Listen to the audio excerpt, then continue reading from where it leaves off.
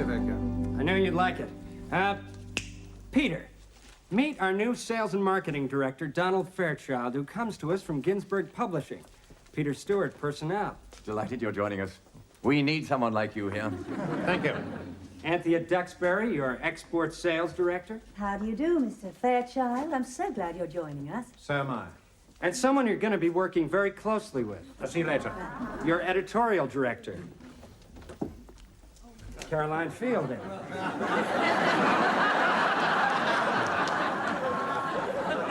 Miss Fielding only joined us yesterday. How do you do, Mr. Fairchild. Donald Fairchild. Well, I'll leave you two to get to know each other. I'm sure you're going to make a great team. Well, I'm Sure we shall.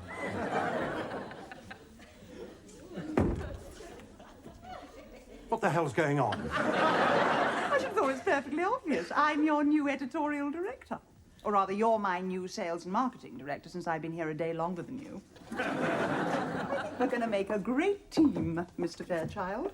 He doesn't know we're married. That just shows how perceptive he is. Still together after 26 years and 5 children. We must be a great team. I can't believe this. Neither can I.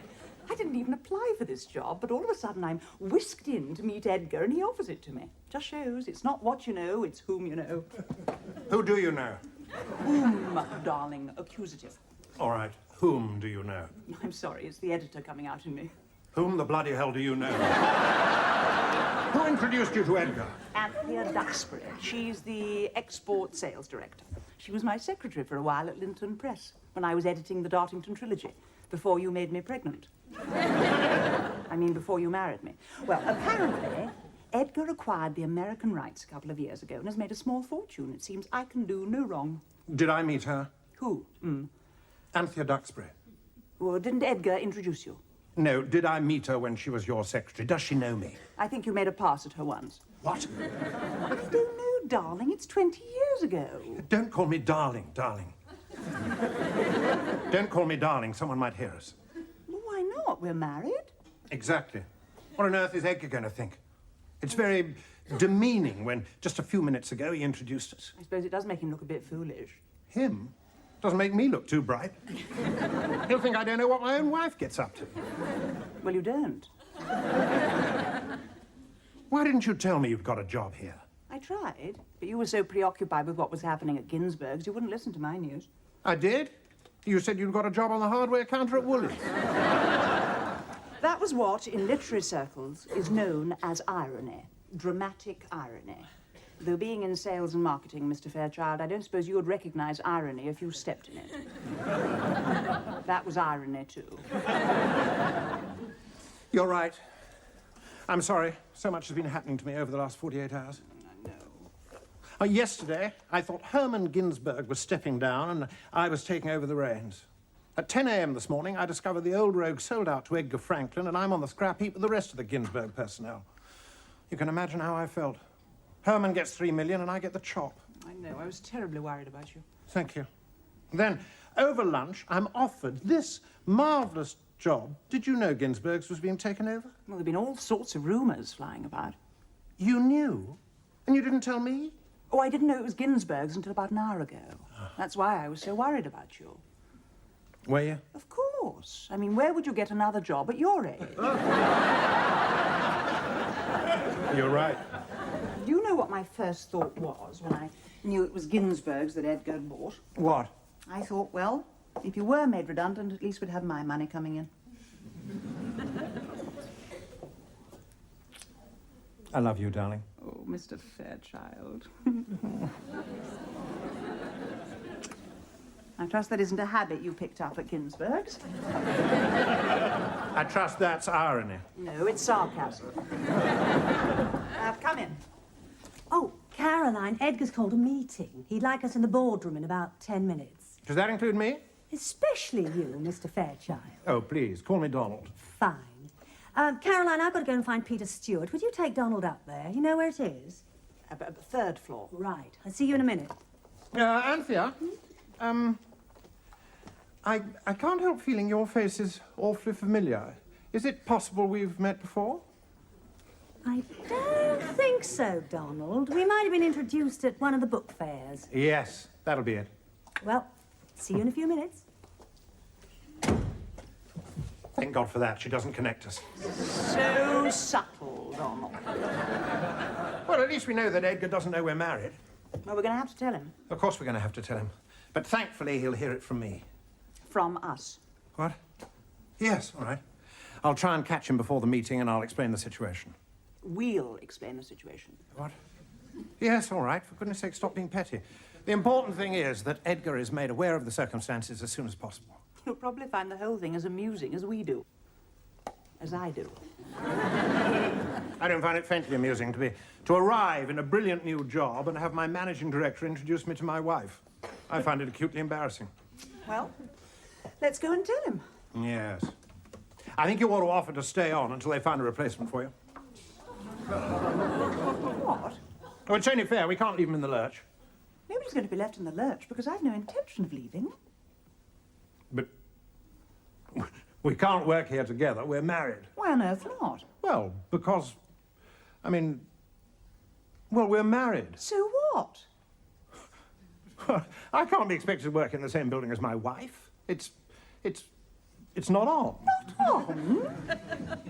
Donald, don't you think you're being the tiniest bit old-fashioned? Do you really think you can work under me? No. Well, there you are, then. But I can work alongside you. This way, Mr. Fairchild. The boardroom is on the 3rd floor. Oh, please, call me Donald. Yes, Mr. Fairchild.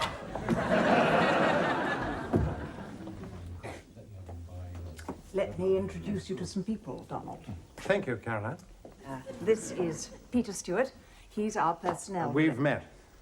Oh, Andrew, have you met Donald Fairchild? Not yet, no. He's our new sales and marketing director. This is Andrew Morgan, who's the financial director. Donald, we meet at last. Edgar and I were so embroiled with the Ginsberg deal over the last few weeks, I feel I know you already. I had no idea. It was a well-kept secret. Yes, you can say that again. Have you met Mark Wilson, your home sales director? Possibly at one of the BA conferences? I don't think so, but of course I know your name terribly well. Anyway, how do you do? We'd better set up a meeting pretty soon, don't you think? Actually, we haven't met. I'm Caroline Fielding. Hello. Oh, I'm sorry. Of course, you haven't been around for a couple of days. Caroline's our new editorial director. She joined us yesterday. Taken the place of Patsy. Welcome. Poor old Patsy. It was a shame she had to go. Yes. Oh, one of those things, I'm afraid. She knew the consequences. We both tried to talk to Edgar, but you know what he's like. Yes. Still, Patsy's loss is our gain. Do you know Caroline was originally responsible for the Dartington trilogy? Really? Good heavens, what a classic. My son's doing it for O-level. Yes, Edgar snapped up the American rights a couple of years ago, bringing in a small fortune. Yes, I know. Marvellous. Is it true that Rose Dempster wrote the Dartington trilogy over a period of 50 years without any kind of formal education? Absolutely. Do you know, she never set foot out of the village she was born in the Forest of Dean, and she lived to 93. Good Lord. Good Lord. Good Lord. Caroline looking after you, Donald. Yes, she's making me feel quite at home. Yeah, I wonder where Edgar is. Anthea, I think it might be a good idea if you and Mark and I set up a meeting with the rest of the sales and marketing team as soon as possible. I was just saying how fortunate we are to have someone of Caroline's caliber to replace Patsy. Well done, Peter. Anthea must take some of the credit. It's so funny, Donald. I was Caroline's secretary at Linton Press over 20 years ago. Really? You look far too young. Thank you. You both do. Thanks for the after. Yeah, poor old Patsy. It was a shame she had to go. Unavoidable, I'm afraid. You know what Edgar's like. Apologies for the delay, ladies and gentlemen, but I've been waiting for a call from New York, but I think we better press on. Please sit down. Edgar, I was wondering if Caroline and I might have a brief private word before you begin. Well, point of fact, Don, I wanted a word with both of you sometime. Perhaps it could wait till later. Yes, of course. Make sure that's clear. Yes, I don't want any comment. Excuse me.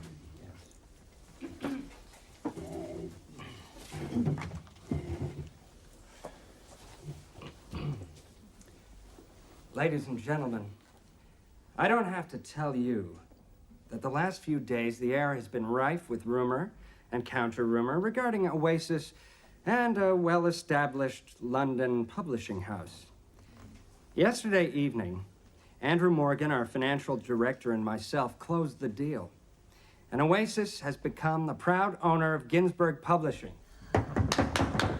Thank you. Now, before I go into the whys and wherefores and various ramifications of the Ginsberg takeover, it's my pleasant duty to introduce to you two new members of our staff.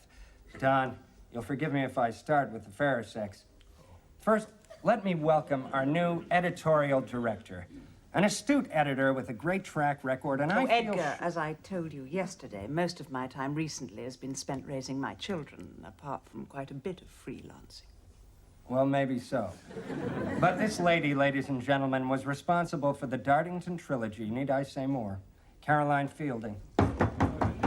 And I must add, congratulations are due to Peter Stewart, whose brief it was to find a replacement for Patsy as soon as possible. It was regrettable that she had to leave, and we all know the reasons why. In the circumstances, I think Peter's done a first-class job. Well done, Peter. Yeah.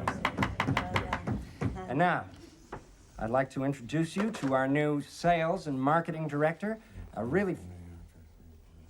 My call from New York. Excuse me, Don. Excuse me. We haven't been introduced. Russ Howard, art director. Hello, Russ. Hello there. Hello. Stephen Cass, publicity. Hello. Hello. Look forward to working with you. Is it true that Rose Dempster wrote the Dartington trilogy without any kind of formal education? Yes. Do you know, she lived to 93 and she never travelled out of the village she was born in. I hope I'm not putting my foot in it, but, who was Patsy? Why did she leave? Oh, Patsy's my wife.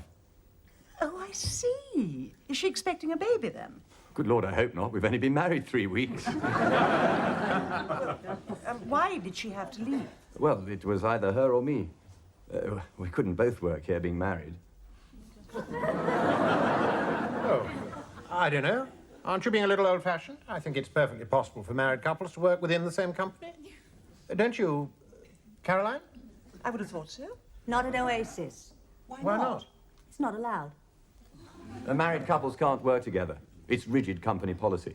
Come in. Didn't you get my message to come up to my office? Hang on a sec.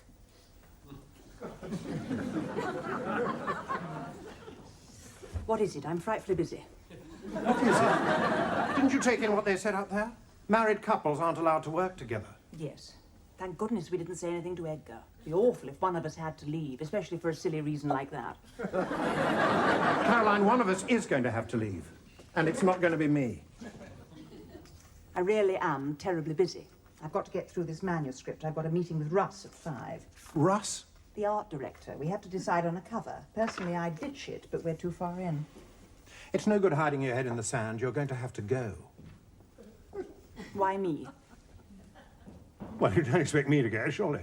Why not? Because I'm the breadwinner. I said earlier we could live on my money. But I don't want to leave. Neither do I. You're being totally unreasonable. You said yourself, where would I find another job like this at my age? Then if I were you, I'd keep my mouth shut. What? Look, Donald, nobody knows we're married, so why tell them? But you've told Edgar you've got 5 children. He doesn't know I'm married to you. I could be married to a plumber for all he knows. Right now, I wish I was.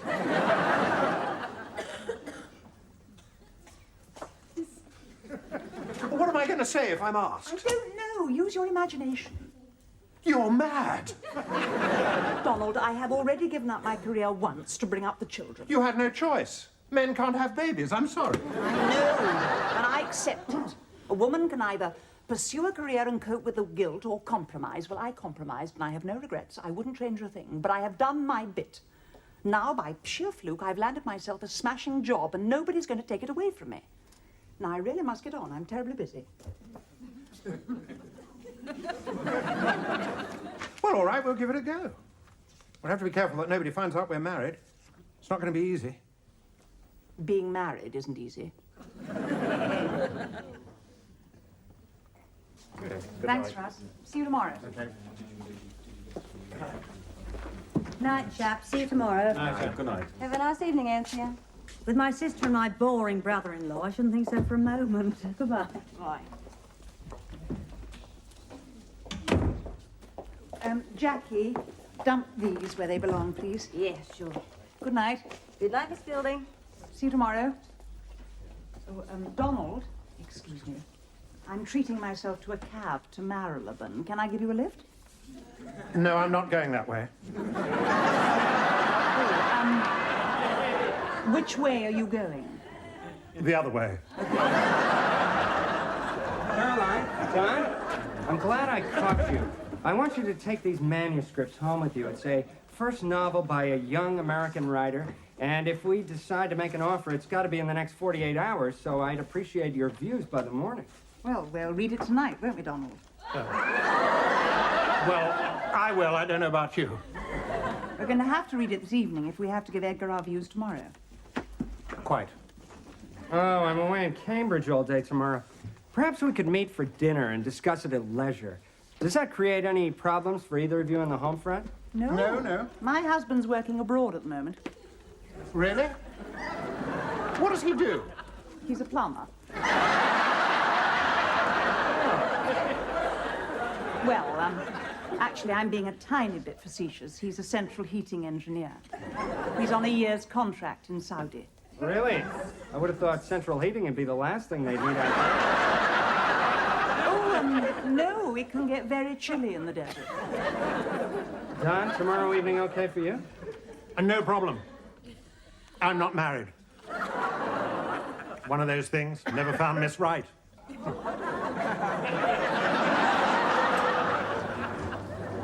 Taxi!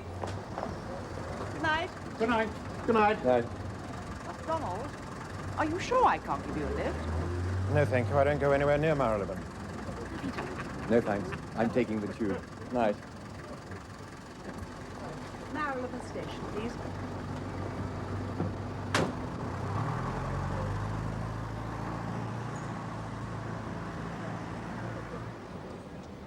Taxi! Marylebone Station, please.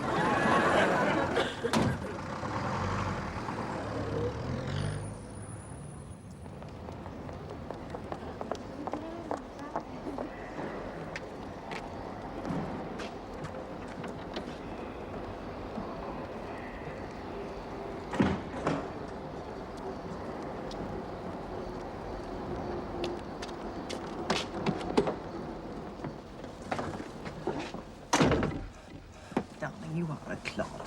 People who work together can travel in the same direction, you know. You're quite right. I'm stupid. And until we get home and work out our alibis, I just don't know what to do. Well, don't be paranoid. It's not beyond the realms of possibility that we both live in Bucks. I know. I just thought we might bump into somebody. So what? You're absolutely right. There's Alfia. What the hell's she doing here? What are you saying, Donald? It's a free country. She's at liberty to travel on British Rail if she wants to. Hello. Hello. Hello, Anthea. I thought you lived in Pimlico. I do, but I'm going to High Wycombe to see my sister and her awful husband. She's just had a baby. So I've got to go along and make all the right noises. How lovely. We can travel together. Where do you go to? Sea Green, 2 stops before you. Super. Where do you go to, Donald? Donald I'm only going lives one in stop. Gerrard's Cross. Yes, I live in Gerrard's Cross, but I'm going to visit a friend in hospital in Wembley.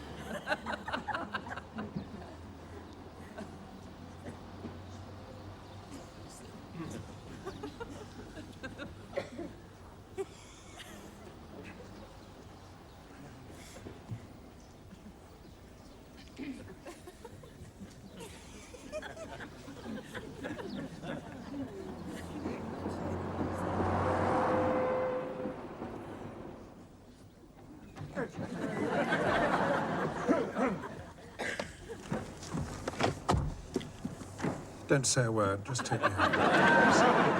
I'm not going anywhere near Gerard's Cross.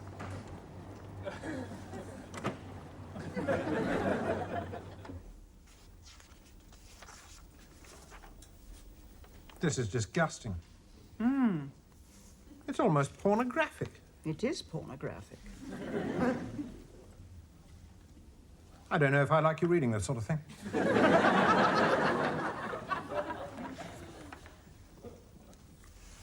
Do you think it'll sell? It's avant-garde rubbish. No real plot, not even a proper hero. It's just salacious garbage. Of course it'll sell. Good God. Have you read page 92? Wait till you get to page 124 when they're in the jacuzzi.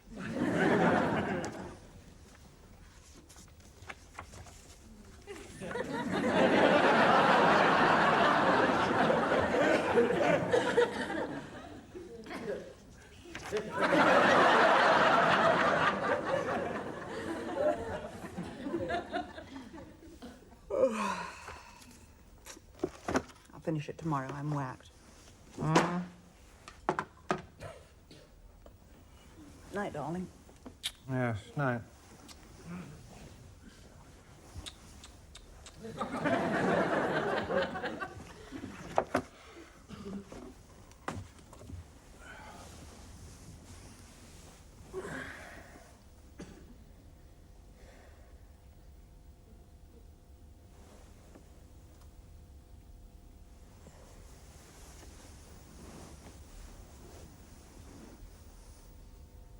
Are you very tired, darling?